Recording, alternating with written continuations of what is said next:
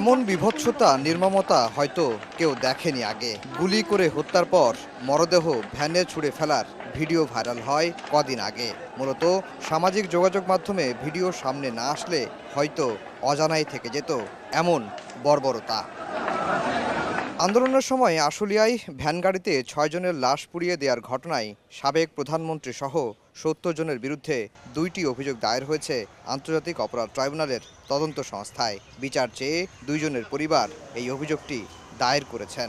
অভিযোগের আসামি হচ্ছে সাবেক প্রধানমন্ত্রী শেখ হাসিনা, সাবেক সেতুমন্ত্রী ওবায়দুল কাদের, সাবেক স্বরাষ্ট্রমন্ত্রী আসাদুজ্জামান কামাল, সাবেক প্রধানমন্ত্রী শিল্প বিষয়ক উপদেষ্টা সালমান এফ রহমান, সাবেক আইজিপি সহ মোট ২ মামলায় ৭০ জন আসামি।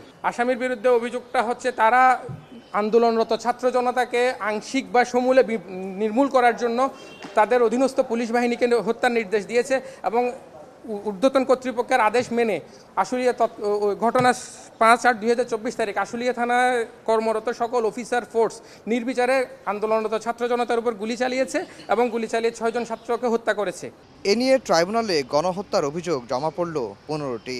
নিয়ম অনুযায়ী এসব অভিযোগের যাচাই বাছাই শুরু হয়েছে। ২টি ঘটনায় অভিযোগ দায়ের করেছে। এক যে সজল, সে সিটি ইউনিভার্সিটিতে ২য় সেমিস্টারের ছাত্র ছিল এবং সাবুর, সে শাহিন স্কুলের ১০ম শ্রেণীর ছাত্র ছিল।